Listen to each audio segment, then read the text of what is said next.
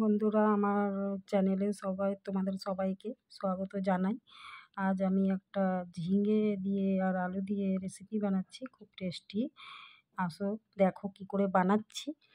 খুবই টেস্টি। যারা ঝিঙে খায় না, বাচ্চারা অনেকেই ঝিঙে খায় না, বড় মানুষরাও অনেকেই ঝিঙে খায় না, তারাও খেয়ে নেবে ঝিঙে আর আলু দিয়ে। ঝিঙেটাকে ছুলে আর আলুটাকে ছুলে ধুয়ে নেবে ভালো করে। ধুয়ে ছোট ছোট টুকরোর মধ্যে কাটবে, বড় টুকরোও কাটতে পারে, কিন্তু ঝিঙেটা গলে যায় তো তাই জন্য একটু ছোটোই টুকরো করবে। আলুটাও, ঝিঙে তো চট করে গলে যায়, সেজন্য আমি ছোটো ছোটোই টুকরো করে কেটেছি। তো আমি ভালো করে ধুয়ে আলু কাটা হয়ে গেছে, ঝিঙেটা কেটে নিই। কেটে এই রেসিপিটা নিশ্চয়ই তোমরা বানাবে বন্ধুরা, খুবই টেস্টি। দেখতে থাকো আমি কি কি দেবো, এই জন্য ওটা টেস্টি হয়ে যায়। আর কি কি দেবো, আর এতে কোনো মশলা লাগে না, পেঁয়াজ লাগে, আদা লাগে, রসুন লাগে না এতে। তো আমি কেটে নিয়েছি, এবার আমি মুসুর ডাল দিয়ে এটা বানাবো। দেখো কেমন করে হয়। মুসুর ডালটা ধুয়ে 10 থেকে 15 মিনিট ভিজিয়ে রাখতে হবে। 10 থেকে 15 মিনিট, বেশি দরকার নেই, কিন্তু হ্যাঁ ভিজাতে কিন্তু হবে ধুয়ে। আর আলুটা আমি একটু জলে সিদ্ধ করে নিচ্ছি, হালকা সেদ্ধ মানে কি, হালকা একটা বয়েল আসলেই নামিয়ে নিতে হবে। সুগার পেশেন্টদের জন্য এটা দরকার। সুগার আমারও আছে, আজকে 14 বছর ধরে আমার সুগার আছে। তো এই আলু আমি বেশি আলু দিলে আমি একটু জলে ফুটিয়ে ফেলে দিই, জলটা ফেলে দিই। আর এমনি আমি 1-2টা আলু দিলে আমি ডেলি করি না, আজকে একটু বেশি আলু এই জন্য আমি ফেলে দিলাম জলটা। দেখো তোমরাও ফেলে আবার জল দিয়ে ধুয়ে নেবে, ঠান্ডা জল দিয়ে। মশলার মধ্যে কাঁচা লঙ্কা, আদা, গরম মশলা, জিরে, লঙ্কা ফোড়ন দেবার জন্য, আর পেঁয়াজ লাগে। এতে বেশি কিছুই মশলা লাগে না, কিন্তু টেস্ট খুব লাগবে। একবার বানিয়ে দেখবে তোমরাও বন্ধুরা, খুবই টেস্টি হয়। এটার নাম তো জানি না, একটা তরকারি মতোই হবে ঝিঙে আর আলু দিয়ে। আমি অনেকবারই বানিয়েছি, খুব ভালো লাগে। ঝিঙে তো আমার বাড়িতে বাচ্চারা খেতে চায় না, তো এইটা বানালে খেয়ে নেয়। এটা তোমার ভাতেও মেখে ভালো লাগে। তেলে দিয়েছি গরম হয়ে, শুকনো লঙ্কা জিরা ফোড়ন দিয়ে দিয়েছি তেলে। শুধু জিরা আর শুকনো লঙ্কা ফোড়ন দেবে, আর পেঁয়াজটা ছেড়ে দেবে। পেঁয়াজটা একটু বেশি লাগে, পেঁয়াজটা একটু বেশি করে দেবে। আর খুব লাল করে ভাজবে না, যেন ভাজা ভাজা হয়ে যায়।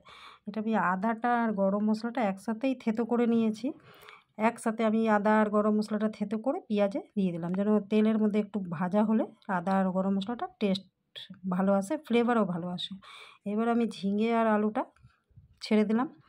ঝিঙে আলুটা দিয়ে ভালো করে একটু ভাজতে হবে, কেননা কি নাহলে কাঁচা টাইপের থাকলে ভালো লাগবে না খেতে। যে কোনো তরকারি একটু ভাজতে হয়।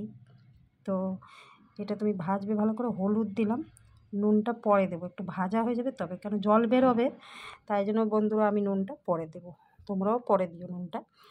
আর এই ভাজবে, ভালো করে ভাজবে ঝিঙে আলুটা। তারপরে দেখো কি দেবো আবার ভাজা হয়ে গেলে আলু আর ঝিঙেটা। তারপরে অনেকেই আমার বাচ্চারাও খায় না ঝিঙে। নুন দিলাম, ভাজা হয়ে গেছে, তারপরে আমি এই নুন দিলাম, নুন দিয়ে আবার ভাজবে। তবে আমার ছেলে তো একদম ঝিঙে খায় না, ও তাও খাবে না, ও বলবে না ঝিঙে আছে আমি খাবো না। এটা তোমার রুটি দিয়ে, পরোটা দিয়ে, লুচি দিয়ে, ভাত দিয়ে, সব দিয়ে এই তরকারিটা ভালো লাগে খেতে। এটা একটা তরকারির মতন, ডাল দিয়ে, মুসুর ডাল লাগে এতে। এই যে মুসুর ডাল দিলাম, মুসুর ডাল দিয়ে এটা বানাবে, অন্য ডালে ভালো লাগবে না। ডালটা বেশ খানিকটা বেশি করে দেবে, অল্প দিলে হবে না। তো তরকারিটাও বাড়বে, আর গ্রেভিটাও এই ডাল দিয়েই গ্রেভিটা হবে। আলাদা ডাল আর বানাবার দরকার পড়ে না বন্ধুরা। তো এটা ডাল দিয়ে এটা খুব ভালো করে ভাজবে, ডালটা যেন সেদ্ধ হয়ে যায়। এটা আমি গাওয়া ঘি, মানে ওই গাওয়া ঘি বলছি, সরি। এটা আমি দুধের সর জমিয়ে আমি এটা বানিয়েছি। ঘিটা ঘরেই অল্প অল্প করে বানাই, খুবই খাটনি হয়, তাও ভালো লাগে ঘরে বানানো। একটু কাঁচা লঙ্কা দিলাম, আমি তো উপর দিয়ে কাঁচা লঙ্কা আমি সব কিছুতেই দিই। একটু কাঁচা লঙ্কা দিলাম, আর ফ্লেভারও ভালো আসে কাঁচা লঙ্কার। ভাজা হয়ে গেছে, ডাল অর্ধেকের বেশি সিদ্ধ হয়ে গেছে। এবার জল দিলাম একটু, এবার সিদ্ধ হবে। মিষ্টিও দেবে, একটু মিষ্টি দেবে, চিনি। আমি চিনি দিইনি, আমি সুগার ফ্রি দিয়েছি, বলতে ভুলে গেলাম, কিন্তু দিয়েছি, দেখিয়েছি। আমি সুগার ফ্রি দিয়েছি, যেহেতু কি আমি সবসময় চিনি দিই না, সুগার আছে তাই জন্য।